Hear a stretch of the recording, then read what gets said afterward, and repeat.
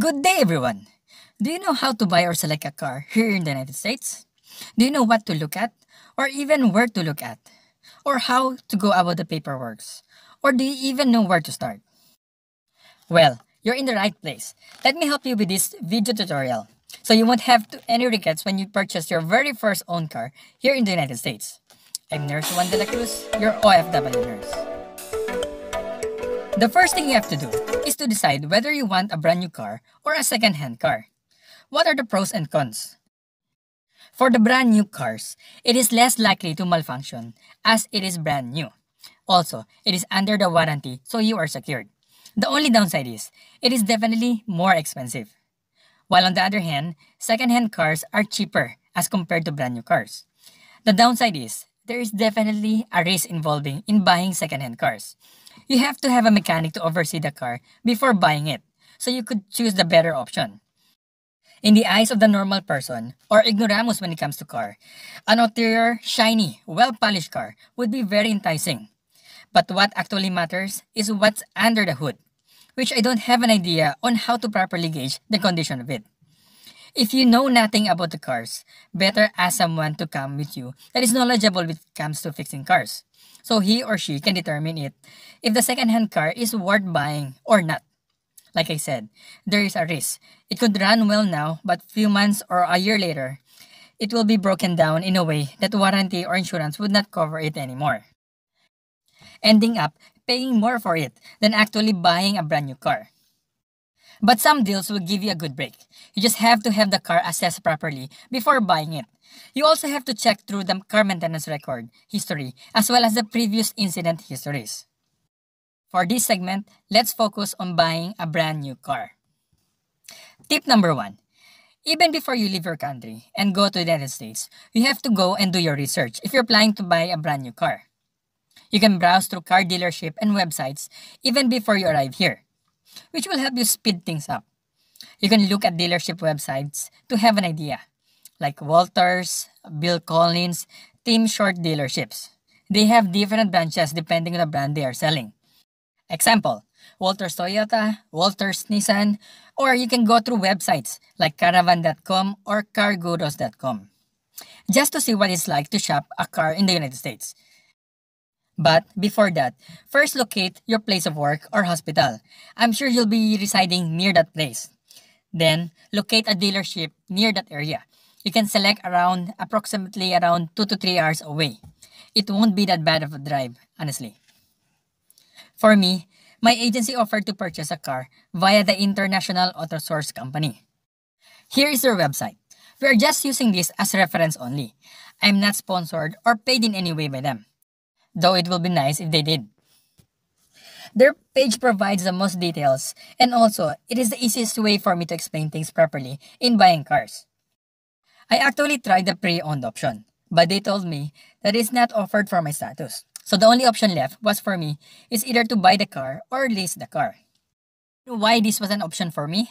Number 1, it is because they can provide a car immediately, as soon as you arrive here in the United States. And you can just get the car at your airport of choice as soon as you land, and then drive directly to your place, as long as you provide the requirements before arriving in the United States, and give them ample enough time to have it ready for you. Number 2, they don't need a credit history, which is a major factor here in the United States. When we arrive here in the United States, we have 0 credit score. Number 3, they provide low cost of insurance for it. But the question is, are you ready to drive here in America? Do you know the traffic rules, signs, and regulations? Well, please click the subscribe button, as I'm going to create or already have created a video with regards to driving in America, and I'm going to post it here, so please subscribe. Anyway, let's go back to the page. The only option for me was either to buy a car or lease a brand new car. Then, you can choose which type of car you want to buy. It's either coupe, sedan, hatchback, convertible, SUV, crossover, minivan, or pickup. Any of them. Coupe is a nice but expensive. It's like a 2-door vehicle. You don't need that kind of car for now. A sedan or a hatchback is your most likely option, as they are cheaper ones. Sedan is a regular car that you normally see, like a regular taxi, with a trunk that looks like this. While a hatchback type is like a sedan, but a different version of the trunk that looks like this, thus calling it a hatchback. For me, this is just my 2 cents. You only need a car that will bring you from point A to point B. So selecting the cheapest car for now is the best option, especially those who are leaving the country with a big debt in their pocket. And usually, a subcompact car will be the wisest choice. Subcompact car are a small type of cars that suits for everyday use, either a sedan type or a hatchback. I chose a sedan type, and honestly, I wish I have chosen a hatchback. Why? If you just move in the United States, you need a lot of big stuff to put in your house. A sedan type can fit some of that stuff that you need, but limited as compared to the hatchback. In a hatchback, you can fit more things, especially wider and taller items. More so, if you choose a hatchback car wherein the seat can be folded 90 degrees flat. It's like you have a minivan wherein you can fit small sofa or something bigger. You can never do on a sedan. If you're planning to buy secondhand stuff for your house, like in Goodwill or online Facebook yard sales, those hatchbacks can be very useful. I could have saved more if I had a hatchback. Then again, that's just my opinion. If you're coming in as a family, namely more than 5 members, it is best to get a van that can accommodate you and your family. FYI, here in the United States, there are laws with regards to the number of passengers you are allowed to carry on a single vehicle. Going above that number can cost you some hefty fine. Another reason for getting another model is that you want to invest on your so-called dream car, or you live in a part of the state that has a rough weather and having a 4x4 or high-performance vehicle would be very ideal for such terrains. So it is totally up to you depending on your reasons. For now, let's just select 3 types which are most likely your options: sedan, hatchback, and SUV. After which, you can proceed by selecting the kind of brand of car you want. I'm sure you have heard a lot of saying that you should choose a Japanese brand cars as they are long-lasting, or that choose an American brand car as they have better maintenance options and parts. Don't choose this particular brand as it breaks down easily. Well, sorry, but I can't help you with that, because I believe a car's performance will most likely depend on the user on how he maintains the car or drives it. I've seen a lot of cars that beats the odds that I have mentioned earlier. For now, let's choose the most common option ones. Now we have a lot of options in your screen. Let's just pick one. Let's go with the 2020 Toyota Yaris sedan. Here is the page for the vehicle summary. Let's decode this page one at a time. On top, you have some actual photos of the car as well as a video clip of it. And here, you can select the view angle and color of the car to your preference. The next is trim. Once you click this, it will give you a drop-down options with multiple options about different types of trim. Main thing you should focus, it's either manual or automatic. It tells us what kind of transmission that car has. Then those letters can generally mean a lot of things depending on the manufacturer. But usually, those represent the version of that particular model. Version in a sense of design, advancements, and perks. This letter or letters can normally be found at the back of your car. Example, I would like to choose an automatic transmission. I will choose the option with the word auto, like this one. Then, the L means level and SE means standard edition. Or you can go for the next one with the GS or meaning the graded standard. Go further down, there's an LE which could mean a luxury edition version. Further below it shows XLE which could mean extra luxury edition version or extra limited edition. So as you select further down, the model version upgrades to a higher level. It also means that it gets more expensive down the line. Once you select the trim level, the information below also changes. Here are the list of what some of those letters usually mean. Please just take a screenshot of it as it will be too lengthy to explain all of them. Like I said earlier, once you select the trim version you want, the option below also changes. So take note of it when you're browsing through the specific details of the car. Let's just select the most basic automatic car version. You see here, you can see this in most cars descriptions being sold in the United States. 32 CTY means how many miles you can go on a 1 gallon of gas if you were traveling in the city type of road, wherein there's traffic or slower pace. For this car, it is actually 32 miles per gallon. 40 HWY. This stands for how many miles you can go on for 1 gallon of gas if you were traveling on a highway road or high-speed drive. For this car, it's 40 miles per gallon. The higher these numbers are, the more fuel economy your car is. The lower these numbers are, means your car consumes more gas. So, it is wise to select a car that can save you with the gas. But some cars like those fusion engines or hybrid engines, they are more fuel economic than regular cars, based on experience. It uses around 50% less gas. But their selling price is almost double than the regular engines. So take note of this as well. If you plan to keep the car for long and you have the budget, it is definitely a nice investment. Some cars have the same features and look but with a fusion engine. So take note of this as well. Then, if you can click on these tabs, it will show you the basic features of the cars. Let's focus more on the important details. Let's go first with the mechanical tab. There are a lot of descriptions listed here in the summary tabs, but I won't explain every single one of them. I will select and explain which I believe are essential things you need to know about selecting a car. Some descriptions listed are nice to have, but not totally essential. And most of them, or some of them, are already given on all of the cars that you're gonna buy. Now let's start. Engine. It is the kind of horsepower your engine possesses, as well as the kind of engine your car has. It's a lengthy discussion when it comes to what kind of engine you should choose, as there are tons of different versions of car engines nowadays. And each and every one of them claims that they are better than the other one. If you are like me, who just needs a ride for basic necessities, you don't have to worry much about this feature. Next is the transmission. 6-speed automatic, meaning your car will automatically shift to different or more appropriate gears from 1 to 6 while driving for better acceleration, meaning you don't have to manually change the gears from 1 to 6 like what you normally do on a manual car. Don't overlook this, as you might end up buying a manual transmission car. Next is the front-wheel drive or FWD. It means that the front wheels are the wheels that deliver the power. If you had the car on a lift and hit the gas, the front 2 tires would rotate and the rear wheels would be stationary. If it were the rear-wheel drive car, it will be the opposite of the front-wheel drive. Then, 4-wheel drive or 4WD means you can change manually from front to rear drive mode. While AWD or all-wheel drive means the engine automatically shifts for you, depending on the terrain it senses. They say that the front-wheel drive provides better control, especially on the snow areas, as compared to rear-wheel drive. So take note of the kind of weather or terrain your new location will be. Now, let's go to the safety tab. ESC or Electronic Stability Control, ABS or Anti-Lock Braking System, and Driveline Traction Control. These are all safety features in order to prevent the car from slipping or losing out of control, especially when you're making a sharp turn. It uses a series of sensors to tell the car when one of the wheels is slipping for any reason.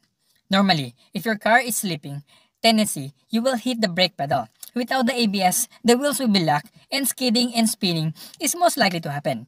But with the ABS or anti-lock brakes, it only provides brake to the affected wheel that is slipping, braking intermittently or accordingly. The ESC or Electronic Stability Control System diverts the wheel power to the non-slipping wheels in order to keep you moving forward, as well as providing more traction on the road, thus providing better control over the car. That is why this feature, I believe, is a necessity to have. Most of the cars have them nowadays, but make sure when you buy one, they are listed on it. Next is the airbags. Most of the cars will have the front side airbags only. Make sure that your car has both airbags on both of the driver and on the passenger side, especially if you're thinking of buying old model cars or second-hand cars, as some of these cars will only have the driver's side airbag. For this car, it has an additional airbag on the side of the car for added protection. Next is the pre-collision system. This system is designed to help drivers avoid potential collisions or damage that can happen in specific frontal collisions. It reduces the car speed automatically when you get too close to a car or an object in front of you, via using its sensors. This is really a nice safety feature to have, especially if you are a new driver. But not really needed, as long as you stay alert, drive safely, and be cautious when you're driving. But if the car comes with this, that would be a great deal. Let's go to the entertainment tab. I believe all the cars in the United States are now required to have an LCD monitor. Main purpose is for going on reverse mode, wherein it opens the rear end camera for you to be able to back up safely. Make sure your car has one, just in case it doesn't. The next is the interior feature tabs. Most of these things are given or included. You just need to take note of this, the folding bench. If you're going for a hatchback, make sure the back seat folds flat to provide better space, as some of the hatchback are able to fold but only to the same angle as my sedan, which defeats the purpose. The next is the power rear window. It means you can automatically open or close the window via pushing a button. It is great to have them, especially if you have kids, for safety reasons, but not really required. The next is the remote key that has an ignition switch as well. It is really nice to have this feature, especially during the winter season. You can turn on the car, warm it up, as well as turn on the heater via the remote, while you are waiting somewhere warm and comfortable. For those without this feature, like me, it's a struggle just to hop on and stay inside the car and turn it on manually, as the cold weather here is no joke. Then some cars will take few minutes before the heater will work properly, as the engine is not warm yet. If you are leaving or moving to a state that has a cold climate or winter-like climate, I highly suggest to get these features or at least have it upgraded. Then, next is, the last but not the least, is my favorite feature, the cruise control. You can drive the car without using the foot pedal. You can do it by just moving or pressing some of the buttons in your steering wheels. This makes the driving here in America very easy and comfortable. Here in the US, long drives are pretty common, as going out to another state or going on a road trip is basically an integral part of their life here in the United States. I'll show you a video on how it works, or maybe I already have created a video on it, and I'll post the link on top of this screen. So please subscribe to my channel for more helpful videos. These are the few major features I believe are essential if you're looking to buy a car. If you feel like I missed some major features, please comment down below to enlighten me and others who are watching. Anyway, let's get back. This is only one option for getting a car here in the United States. Why am I showing you this option? It's because it has some advantages. Number 1, you can have your car ready upon arrival in the United States. The car will be awaiting for you in designated airport. This is really handy if you're coming to the United States without family or friend or community support. You just have to know how to use Waze or Google Maps in order for you to navigate well, as well as learn basic US road traffic rules. Number 2, normally, when you arrive here in the United States, they won't give you your ordered car yet. They will give you a substitute car for the meantime while they are processing the paperwork for your actual car. This will only start charging you 30 days after you receive your actual car. So you have a free car for roughly around 45 days. Number 3, it includes free car insurance, which is actually not cheap, especially if you don't have your US license yet. Then, they also offer a $750 cashback as well. Number 5, with the price they have offered, there is an additional annual pay rate of 7.5% or APR, with a contract of 72 months. Take note of the APR rate, as this is one of the things you have to be wise in choosing, as well as the length of the payment. Number 6, and if you decided you don't like to pursue in buying the car, while it is under being processed, you can just call the whole deal off and just pay the rent fee for the car and return the car to the designated airport or dealership. All of this you have to take into consideration so you can weigh your options properly. Let's make an example out of this. Let's just say they are offering a base price of $20,000 for this car, plus an APR rate of 7.5%, payable in 72 months. So, $20,000 times 7.5% annual pay rate equals $1,500 annually. Then, multiply by 6 years because of the 72-month contract equals $9,000, total loan with the 7.5% APR. If you add those up, $20,000 plus $9,000, so the total value of your car will be $29,000, which definitely is a big jump. That's why APR plays a big role here in the United States. Opt with the lowest APR rate and conditions before selecting a car. It will either come from a bank or a dealership. This is considered somewhat average APR rate for expats or new immigrants because we don't have a credit score or credit history yet here in the United States. So, $29,000 divided by 72 months equals $402.78 for your monthly car payment for the next 7 years.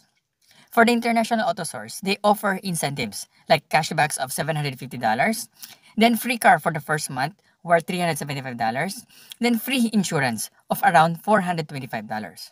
So I highly suggest go to the other dealership websites and find the same model and ask them how much they are offering for the same car with the same specs. You might be able to find a more affordable base price. After which, try to find a bank that will give you a better APR rate. Then do the math and compare it with your other offers. Don't rush with the offers being given to you. Most of them will give you an offer with a deadline. You have the upper hand in these deals, so you have to play it cool and wisely. Don't let them intimidate or pressure you into buying stuff. Remember, this will be a lifelong decision. The only downside with going with a dealership is that you have to wait for your social security number to arrive before they can start processing your application. For me, it took 19 days in total. Then you have to wait for the bank to start the process on their side right after you have your SSN, which can take around 4 to 5 working days. This is very difficult if there is no public transportation in your area or you don't have anyone to bring you around, which I am very thankful for those people who have helped me. That's why AIS was an option I was considering. The question is, did I go with the AIS or did I opt out with other car dealership? Which one was cheaper and affordable? Please subscribe to find out. I will also include different payment options that I learned recently that could help you with your financial status when you arrive here in the United States. And I will also include my offer that a dealership company has laid out on us. Please browse through my other videos as you might find them useful, especially if you're coming here in the United States.